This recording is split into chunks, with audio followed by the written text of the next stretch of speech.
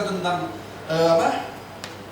the day of the Lord. Sesudah minggu lalu kan kita bicara tentang bagaimana mereka akan melakukan aksi mereka untuk seperempat penduduk dunia akan mereka makan. Saya kita makan lah, dibunuh. Dan meterai kelima itu adalah masuk ke masa aniaya besar. Maka kalau kita lihat di dalam Matius pasal 24 ayat 8 sampai dengan ayat 14, ya. Coba kita baca mulai 8 itu laki-laki, 9 itu perempuan, bergantian seterusnya. 2, 3. Akan tetapi semuanya itu barulah permulaan penderitaan menjelang zaman baru.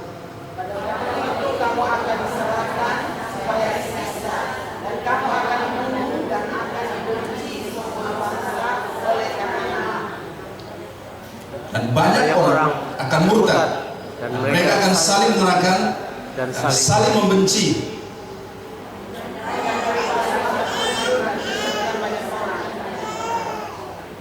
Dan karena makin bertambahnya kedurhakaan, maka kasih kebanyakan orang akan menjadi dingin. Tetapi orang yang bertahan sampai pada kesudahannya akan selamat. Dan Injil Kerajaan ini akan diberitakan di seluruh dunia. Sesudah itu barulah tiba kesudahannya. Jadi kalau kita perhatikan, waktu murid-murid bertanya kepada Yesus dia tidak langsung straight to the point dari pertanyaan mereka, tapi dia masih bilang bahwa waspadalah terhadap apa? Penyesalan. Dengan berperang, kelaparan, gempa bumi, sampar. Yang kalau kita perhatikan itu disesatkan sebenarnya, dimanipulasi. Makanya minggu lalu saya bicara tentang dia raja memanipulasi. Dia raja merekayasa. Karena dia diberikan kuasa, maka dia bisa merekayasa segala sesuatu. Kalau kita punya uang, maka kita bisa merekayasa segala sesuatu. Karena kelompok ini adalah kelompok yang memang uang mereka itu tidak apa? Tidak berseri. Tidak berseri. Dan lihat Bapak Mama, Yesus membandingkan dirinya dengan apa? Uang. Mamon. Maka kalau kita bilang ini kekuatan uang lah, maka mereka itu senang yang dengan namanya apa? Angka. Gitu. Angka, nominal, bilangan. Gitu. Makanya mereka jebak kita dengan uang juga. Betul tidak? Betul. Kita main di media sosial kan ada jebakan apa? Uang. Dapat uang. Ya kan? Sudah sekian banyak dapat uang. Dapat hadiah sekian. Betul tidak? Itu. Jadi kita bilang kan dapat uang di situ. Kita tidak sadar bahwa itu memang dijebak. Kita dipancing dengan uang sehingga kita akan ke situ. Dan akhirnya kita terjebak. Karena mereka memang semua menguasai uang. Mereka yang menguasai uang. Inflasi yang terjadi di dunia ini, di negara manapun, tinggal mereka setel, naik atau turun, suku bunga naik, turun, apa semua, gitu. Nah, untuk sementara mereka berkuasa, tapi dengarkan, akan ada waktunya nanti di mana Tuhan akan bertindak. Artinya izin Tuhan itu terjadi, tapi akan ada satu waktu Tuhan akan bergerak. Itu nanti kita lihat ya. Nah, jadi kita lihat, inilah yang terjadi bahwa penyesatan, derupran, kelaparan, gempa bumi, sampah itu sebenarnya belum apa-apa, belum menandakan Tuhan akan datang. Yang akan menandakan Tuhan akan datang itu adalah waktu, kan dibilang itu barulah permulaan penderitaan zaman akhir. Kalau mungkin kalau kita suka pertemuan dulu, kita kan di SPK ada namanya icebreaker. Nah itu masih icebreaker. Penyesatan, perang, kelaparan, itu masih icebreaker, masih dia punya pendahuluan. Nah ini akan masuk dia punya isi, yaitu yang masa aniaya 3,5 tahun. Aniaya sudah terjadi belum? Sudah. Tapi itu masih secara sporadis di tempat-tempat tertentu yang dimana misalnya Kristen itu bukan minoritas. ya kan? Masih, tapi nanti ini yang meterai ke 5, maka itu akan terjadi secara global, baik secara aniaya, secara fisik maupun secara psikis. Contoh saja, kalau saya membagikan sesuatu dan misalnya Bapak Ibu misalnya tidak menerima, itu sudah mengintimidasi saya. Sudah mengintimidasi saya. Makanya saya bilang saya berat sih, karena ini jujur, tidak banyak pendeta yang mau ekspos seperti ini, Pak. Cuma karena saya belajar bahwa ini yang sedang terjadi, ini harus diketahui oleh jemaat. Karena Firman Tuhan katakan tidak ada wahyu, tidak ada pengetahuan, maka rakyat akan binasa. Berdasarkan Hosea 4 ayat yang ke-6. Tanpa pengetahuan umatku binasa. Maka kita harus tahu, kita harus buka, karena ini apa? Disembunyikan sehingga dia bebas bergerak, Bapak Mama. Tapi waktu ini dibuka, dia akan bikin perhitungan. Makanya kalau saya dengar si Dharma Kongre, saya pikir dia mesti hati dalam pengertian dia akan jadi sasaran tembak gitu. Karena itu dia sedang membuka kedok daripada si iblis.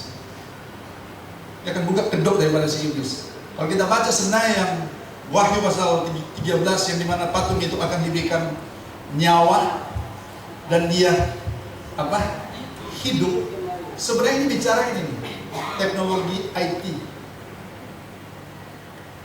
Dia bisa bicara ke kita tidak? Bisa tidak? Yang punya Siri kalau iPhone, dia bisa bicara. Nih. Karena memang mereka ciptakan ini untuk itu, untuk menggolkan apa yang menjadi agenda mereka.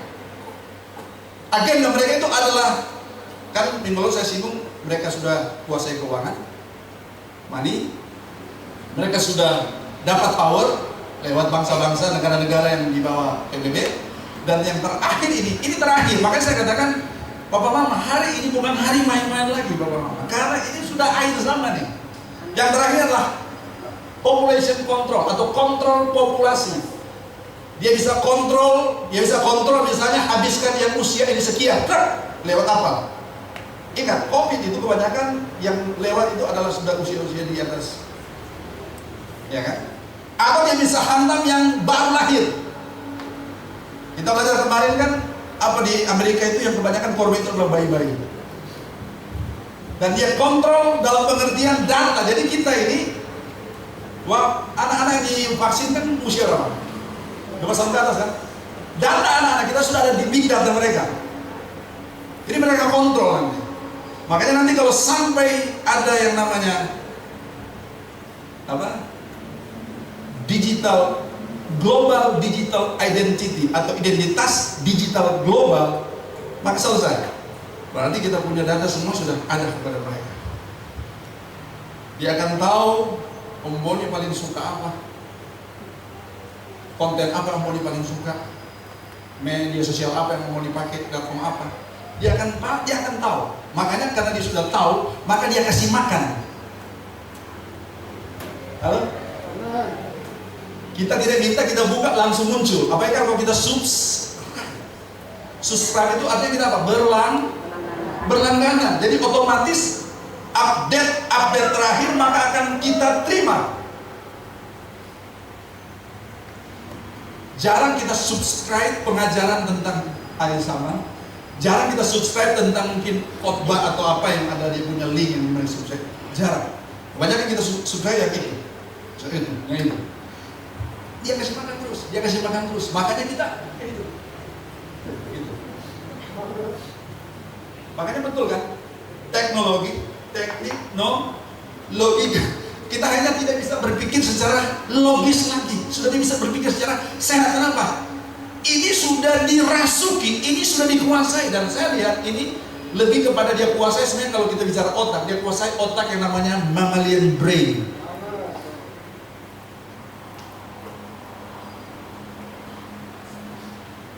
Nah kebetulan pakai istilah mamalia itu loh, binatang kan, reptilian juga binatang reptil, binatang mamalia. Sehingga tingkah laku kita itu seperti binatang. Akal sehat hilang, berpikir secara logis hilang. Ini bermanfaat tidak? Ini menghancurkan pribadi saya tidak? Ini menghancurkan keluarga saya tidak? Nggak bisa lagi, karena dia sudah kuasai. Orang kalau udah dikuasai kayak mabuk, bapak mama. Amin. Halo? Kalau orang mabuk apa? Dia hantam terus. Gojol dia hantam. Iya kan? Sembarang sudah, mau di jalan, mau di gol, orang tegur di gol, dia bilang dukung gol misalnya. Iya kan? Dia ngomong aja seperti itu.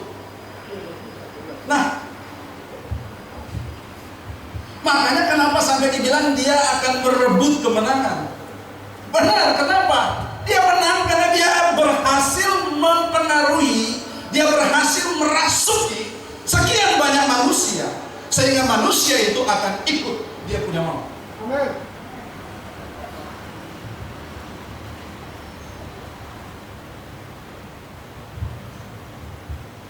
Makanya kenapa saya katakan kita mesti isi dengan Taurat Tuhan.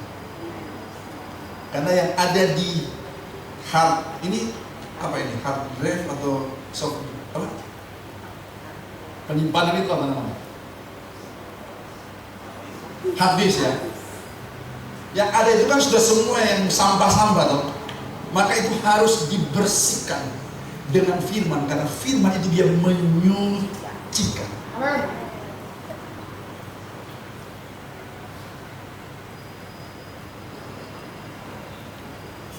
Wahyu 6:12-17, sama-sama 23. Maka aku melihat ketika anak domba itu membuka meterai yang keenam. Ini kita sudah lewat dulu yang ini meterai kelima, karena itu bicara aniaya besar yang nanti kita akan alami. Intinya itu nggak usah takut, karena kalau kita dapat karunia apa? Mati sahid, pasti akan dapat. Kenapa? Tapi kalau kita tidak menerima karunia itu, kita akan dilindungi oleh Tuhan. Dilindungi jauh daripada si mata ular. Kalau itu diterjemahkan kan padang belantara. Berarti kita akan disingkirkan. Sebenarnya kalau kita bicara padang belantara, itu juga bicara tentang penderitaan. Jadi bagi saya itu kita disingkirkan, itu ada bicara tentang kita akan dilindungi. Kita tetap ada di bumi ini, tapi kalau kita tidak mendapat karunia mati sahid, kita akan dilindungi. Itu aja kita pegang untuk masuk di masa aniaya. Kita akan masuk aniaya. Orang percaya akan masuk aniaya. Sebelumnya sudah terjadi aniaya. Kalau kita lihat gereja awal itu, orang-orang Kristen itu yang pertama yang paling heboh itu adalah waktu mereka ada di satu stadium. Waktu itu Raja Nero, ya Kaisar Nero ya. Dan itu singa tidak dikasih makan 3 hari, 1 minggu tidak tahu. Dan hanya orang-orang Kristen dikasih di tengah, baru lepas itu singa. Dan mereka mulai terkam. Ini orang-orang percaya waktu itu yang terjadi. Kaisar Nero gitu kan. Sama sudah ada lagi yang terjadi untuk kekristenan kita, dibakar dan lain-lain. Tapi itu secara sporadis. Tapi nanti ini yang meterai kelima ini akan terjadi secara global, mendunia. Tidak ada, pokoknya dimanapun di belahan bumi ini ada, terjadi secara global. Ini yang dikatakan kesusahan besar. Besar itu bicara tentang global dan yang belum pernah terjadi sebelumnya. Kalau kita dengar ini ngeri tidak? Wih, ini kemana? Biar bisa bukan kalau kita berkata begitu, tidak. Percaya saja. Alkitab katakan bahwa yang penting di sini adalah hikmat, yang penting di sini adalah ketabahan, dan yang penting di sini adalah apa? Iman. Ini 3 ini. Oke. Nah, sampai di mana tadi? Oke, mulai baca ya, 2-3. Maka aku melihat ketika anak domba itu membuka meterai yang ke-6, sesungguhnya terjadilah gempa bumi yang dahsyat, dan matahari menjadi hitam bagaikan karung rambut, dan bulan menjadi merah seluruhnya bagaikan darah, dan bintang-bintang di langit berjatuhan di atas bumi bagaikan pohon ara menggugurkan buah-buahnya yang mentah apabila ia digoncang angin yang kencang. Maka menyusutlah langit bagaikan gulungan api yang digulung, kitab yang digulung, dan tergeserlah gunung-gunung dan pulau-pulau dari tempatnya. dan raja-raja di bumi.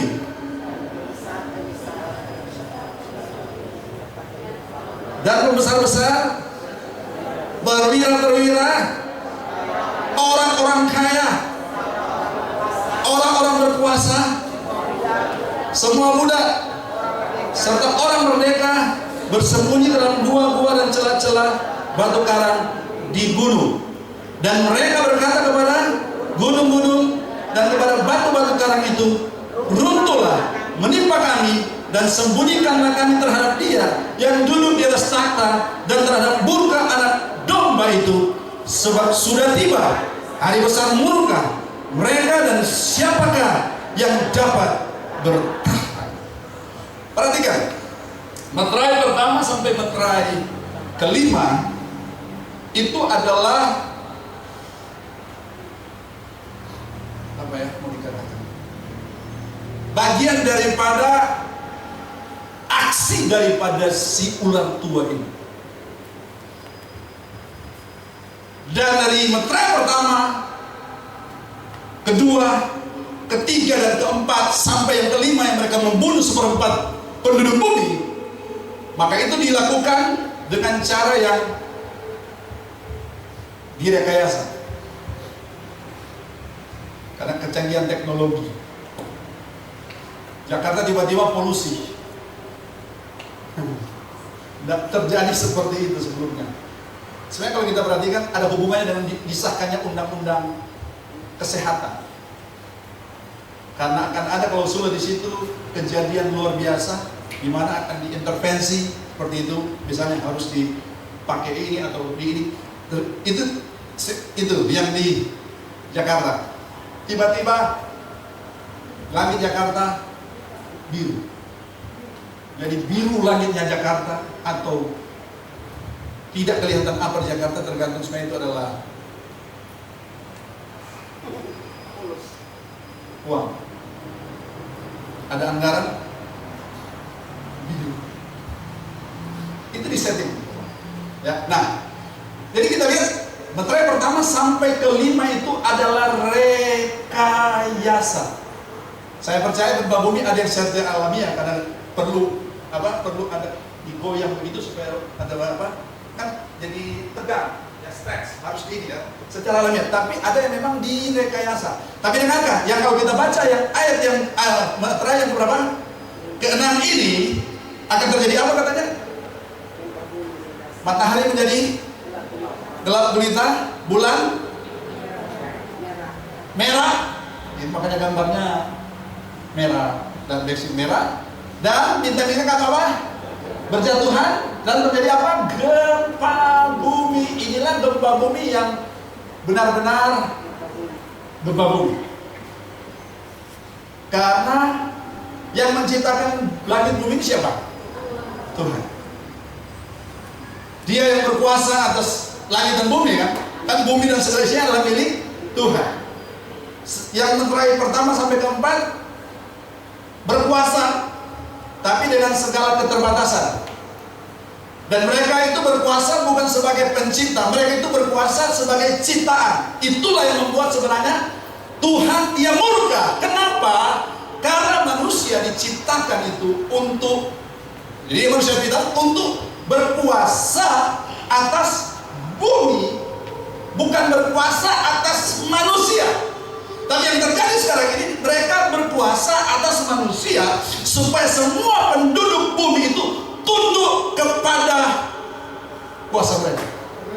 Inilah yang akan jadi disebut anti-Kristus. Makanya coba kita ukur saja. Kita aktif di medsos semakin mendekatkan kita kepada Tuhan atau semakin menjauhkan kita daripada Tuhan. Dan engkau akan kalau beda, semakin mendekatkan saya kepada Tuhan. Berarti kita gunakan teknologi itu dengan cara yang benar untuk kebermanfaatan kita. Tapi yang terjadi bahwa membuat orang dia semakin jauh dari Tuhan dan dia semakin dikuasai oleh teknologi. Karena inilah alat iblis nomor 1.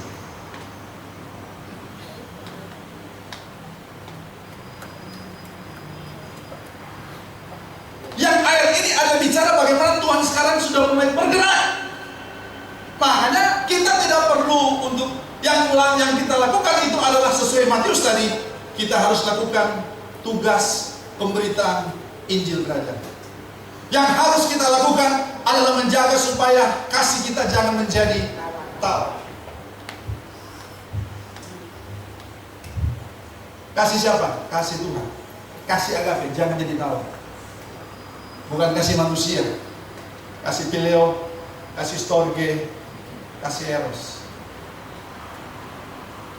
Mau sampai dimanapun kita tanpa kasih Tuhan, 3 kasih ini akan gagal dan menghancurkan kita. Karena kalau 3 kasih ini gagal, kasih Tuhan memberikan jawaban bagi kita. Nah, ada yang berkata amin. Yang harus dijaga itu, kalau tidak, kita akan saling apa? Menyerahkan. Makanya kondisi terjadi saat ini. Satu pendeta jual pendeta yang lain. Halo?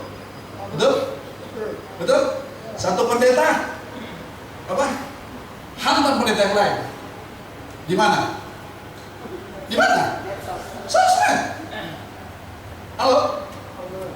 Makanya kan begitu cepat kita susah kita menangkal hot, susah kita menangkal hate speech, ujaran kebencian, susah ditangkal.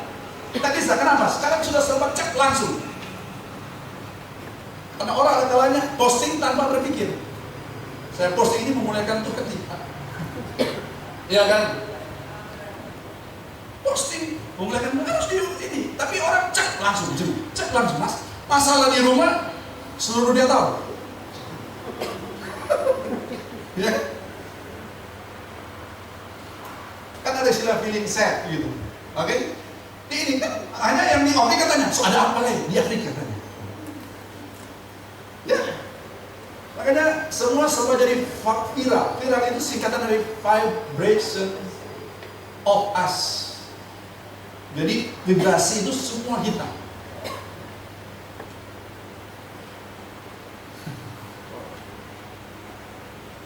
Susah.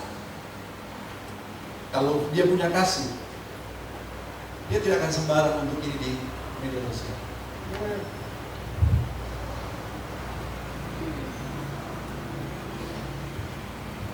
Kalau pendeta satu sudah kritisi pendeta yang lain di media sosial, itu sebenarnya sudah mempermalukan nama Tuhan. Orang Islam, orang Hindu, orang Buddha akan ketawai sesama pendeta Kristen, bahkan di media sosial. Terjadi tidak?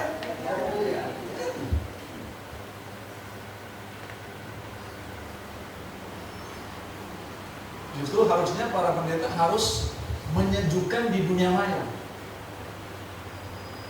Amin. Amin Bapak Mama.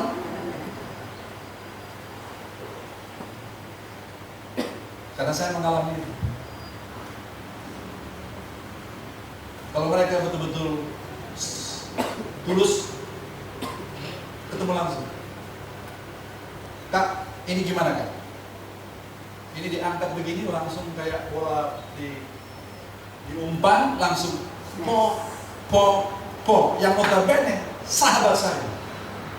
Saya pernah memberkati mereka.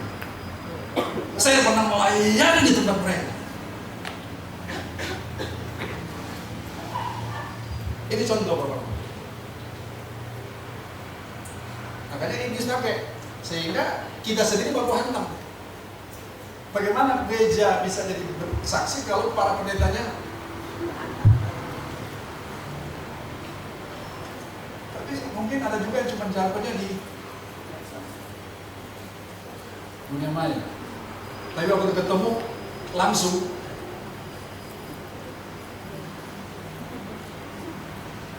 benar Pak Mama, ya waktu kejadian saya bisa lihat sikap saya kan? Bisa lihat ya. Dalam tanda kutip saya single factor.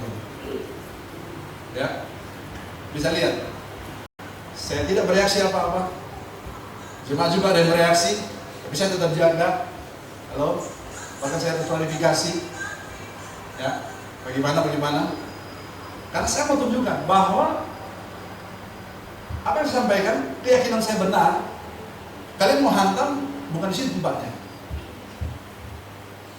empat mata. Makanya waktu saya klarifikasi di hadapan MD, pengurus MD, saya klarifikasi. Baru diklarifikasi di seluruh pemimpin, baik komisi daerah maupun ketua wilayah. Saya harus klarifikasi. Mereka hentikan saya bilang, no, kasih saya kesempatan. Karena saya ini, harus ini saya tunggu. Gitu Bapak.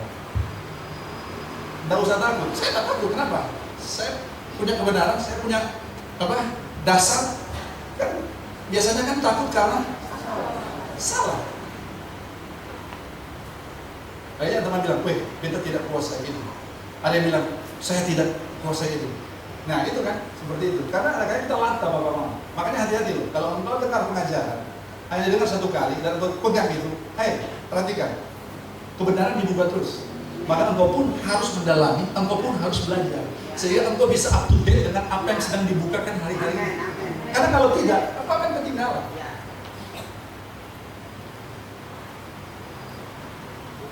Kalau mau pikir saya mau sampaikan begini cuma asal-asal mimpi-mimpi baik-baik lah, kayak menghayal cinta. Saya berdoa minta hikmat Tuhan tolong. Saya berdoa makanya kenapa? Ini dapat nih. Pelan-pelan dibukakan. Karena saya percaya, sebenarnya iblisnya sedang senang dengan kondisi gereja atau pengajaran selama ini, Bapak-Bapak. Ingat Bapak-Bapak, kalau kita buka di Daniel pasal 7 ayat yang ke-25, coba buka di sana. Ini yang masuk kategori minggu lalu saya agak ini mau buka, tapi ini saya mau buka dulu.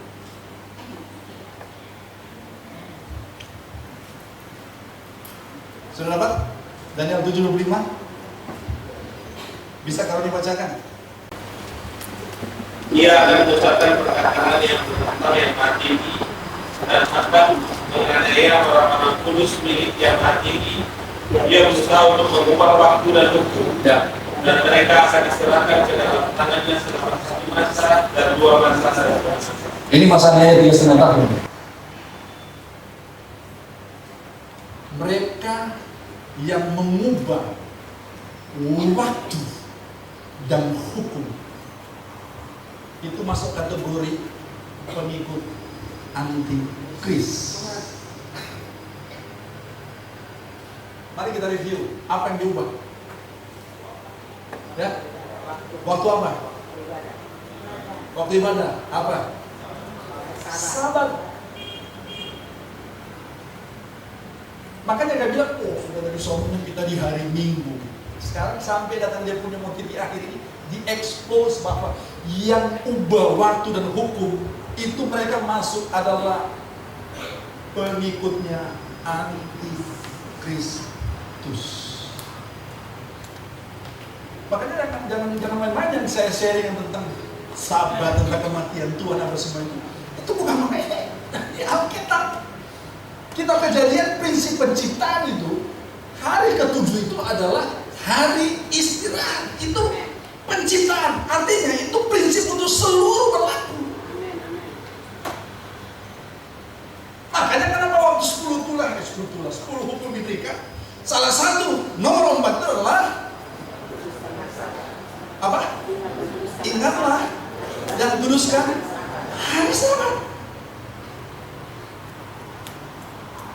Saya sudah berani sekarang katakan bahwa contoh gereja, pendeta yang mengajarkan bahwa kalau sudah kita mati masuk surga di mana Allah bertahta, itu gereja sesat. Amen. Bertolak belakang dengan firman Tuhan. Karena Yesus bilang tidak seorang pun yang naik ke surga selain dia yang turun dari surga. Lalu ada 3 ayat yang 7 ayat 34, 8 ayat 21, 13, 33 di Yohanes dikatakan kemana aku pergi tidak mungkin kamu kesana. Garis bawahi tidak mungkin.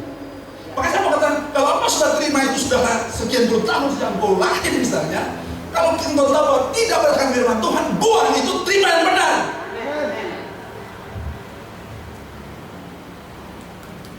Merubah, saya tanya, siapa yang merubah? Dari Sabat ke Minggu. Boleh lihat saya? Ini tidak online kan? Oke. Yang merubah itu adalah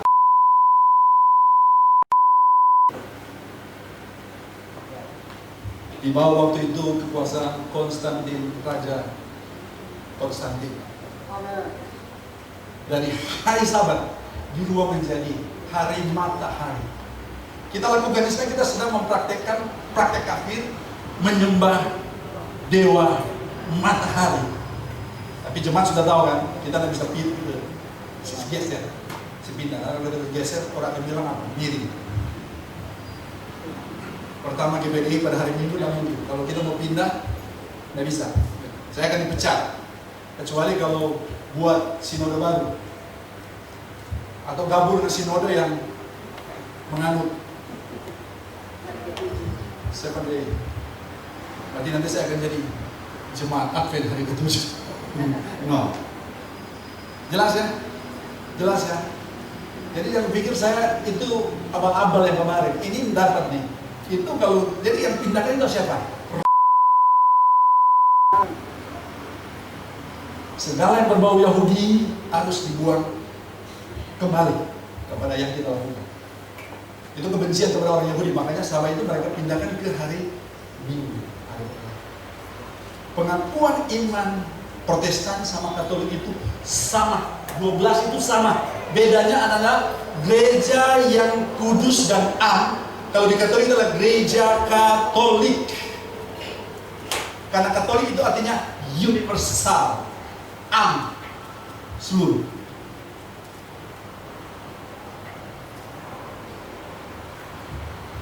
Agama mana yang pemimpinnya satu dunia?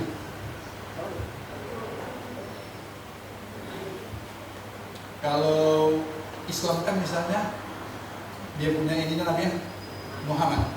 Tapi kan tidak ada suksesi sampai saat ini bahwa presiden Islam seluruh dunia kan si Jini bin siapa gitu ya? Tidak ada. Agama yang saat ini yang ada dia punya pemimpin dunia, dan pemimpin itu ada di satu negara, dan di tempat di mana dia ada yang namanya Vatikan itu negara dalam negara. Presiden-presiden dari Indonesia misalnya mau ketemu yang itu tuh harus antri. Makanya kalau kita lihat belajar binatangnya dari laut, dari bumi, dari laut itu bicara tentang yang ini badan dunia ini, dan dari laut itu adalah ini pemimpin agama. Kalau ada yang mau bertanya apa nanti silakan jawab, mungkin kita ketemu hari Jumat. Oke, nah ada amin? Masih 10 menit boleh?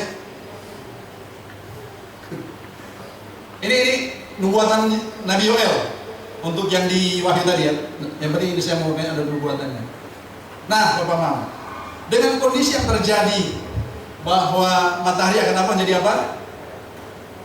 Gelap, bulan akan menjadi darah, bintang-bintang akan apa? Berjatuhan, akan terjadi suatu apa? Kegemparan ini di mana-mana, kosmis ya, kosmik gitu.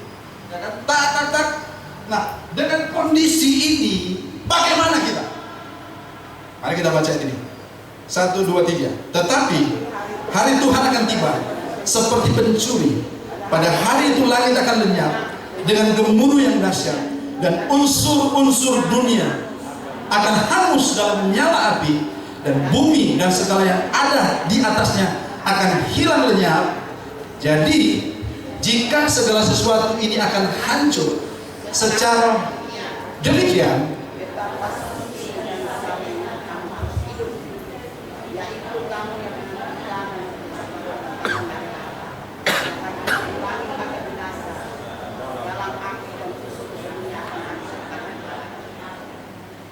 dalam rangka ini terjadi apa katanya?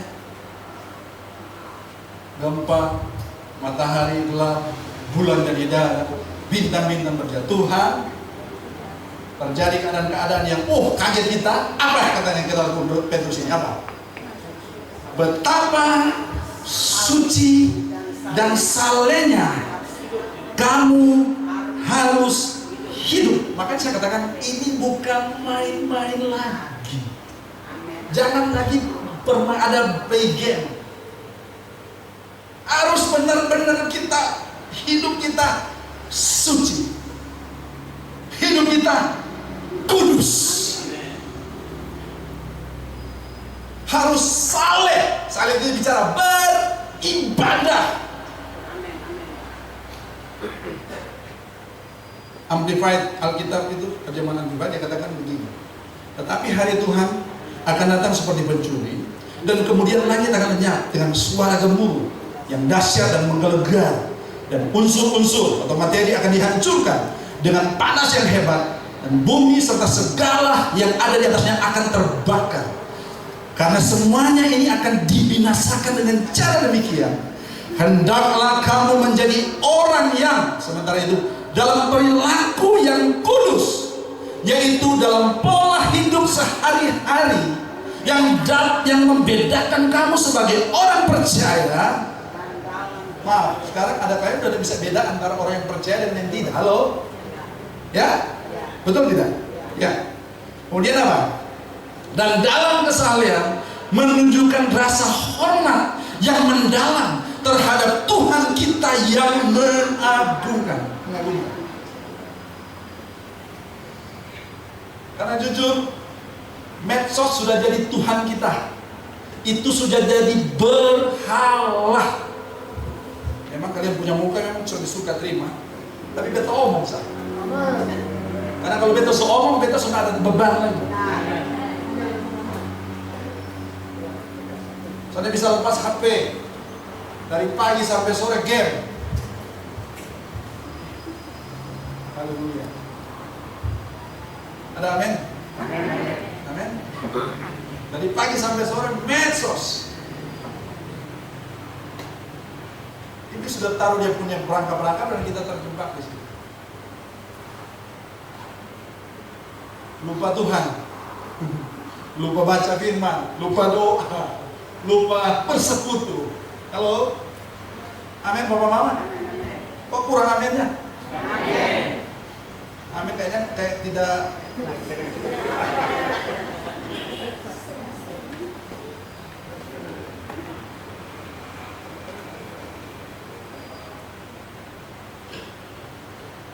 Sambil sungguh-sungguh apa? Mencari dan menantikan datangnya hari Tuhan. Karena pada hari ini langit akan hancur, akan terbakar, dan unsur-unsur materi akan meleleh karena panas yang hebat. Jadi bawah ini kita harus betapa suci dan salehnya kita harus hidup.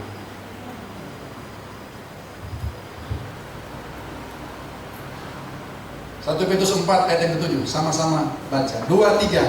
Karena segala sesuatu sudah dekat. 2, 3. Kesudahan segala sesuatu sudah dekat. Karena itu kuasailah dirimu dan jadilah tenang, supaya kamu dapat berdoa. Coba kita aplikasikan saran ini. Kita kadang tidak bisa tenang. Kalau kita lepas HP, tidak bertahan 5 menit, kecuali kita mandi atau makan. Tapi coba di luar kegiatan itu, tidak bisa asal apa? Gelisah. Saya tanya, bisa tidak kita hari libur tidak ada gadget? Satu hari kira-kira bisa? Bisa. Jadi papa, mama kumpul semua yang punya, taruh di lemari, baru kunci selama 1 hari. Bisa tidak? Bisa tidak? Bisa lah. Dulu kita begitu, iya kan? Saya bisa. Karena sebenarnya ini kita sudah dibikin terpola oleh iblis, sehingga rasanya, berat banget. Nah, kita lupa. Yesus katakan bahwa untuk menyangkal aku, kamu harus apa? Untuk mengikut aku, kamu harus apa?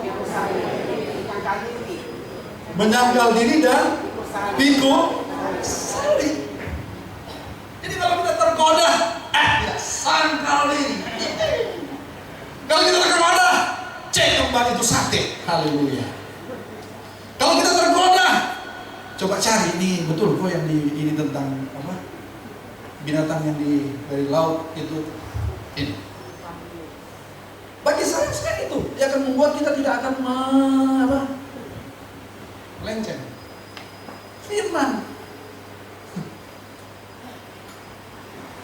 Mari kita lihat terjemahan bahasa Indonesia masa kini atau BIS sehari-hari. Sama-sama baca 2, 3. Segala sesuatu sudah mendekati kesudahannya, sebab itu hendaklah kalian apa? Menguasai diri, apalagi waspada, supaya kalian dapat berdoa. Itu artinya waspada apa? Siap, berjaga-jaga, jangan sampai kita apa? Tergoda, sampai kita apa? Terpancing, itu seperti itu. Ini pesan Tuhan. Dalam terjemahan Alkitab Amplified Bible, sama-sama baca 2, 3.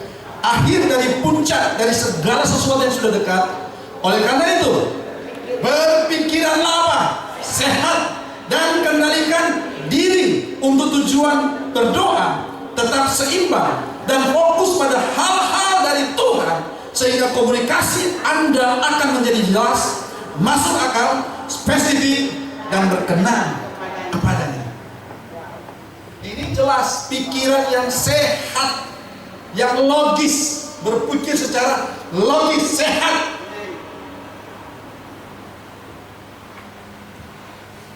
Ini yang firman Tuhan katakan. Pikiran apa? Berpikirlah secara sehat. Makanya kita harus makan makanan yang sehat. Jadi jangan bosan kalau saya kasih itu Dokter Cahyo punya di WA jemaat. Ada juga jemaat yang kirim itu, saya bilang, Om langsung saja, jangan, biar saya kirim. Karena saya mau jemaat sehat secara rohani, sehat secara jasmani, sehat secara sosio-emosi, dan sehat secara apa?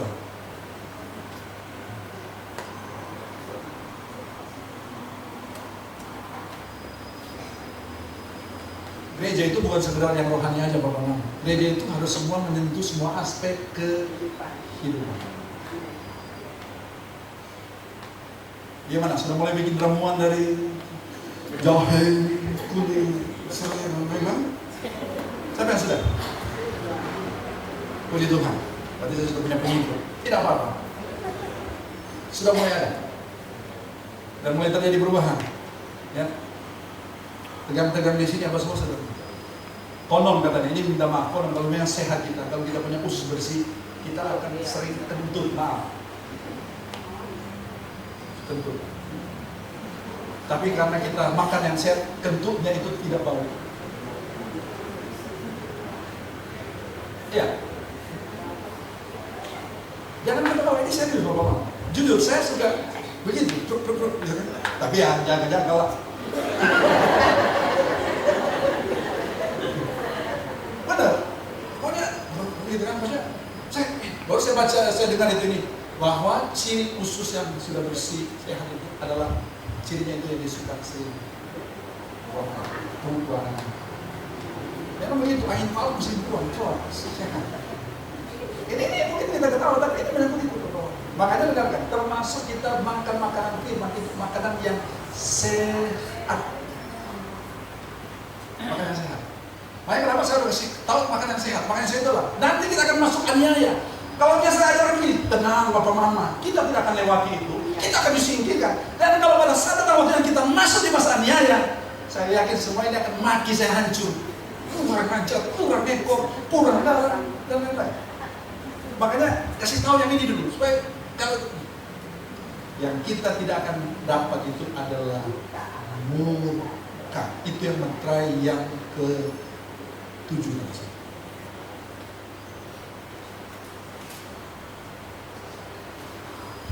Masih ada ayat? Habis.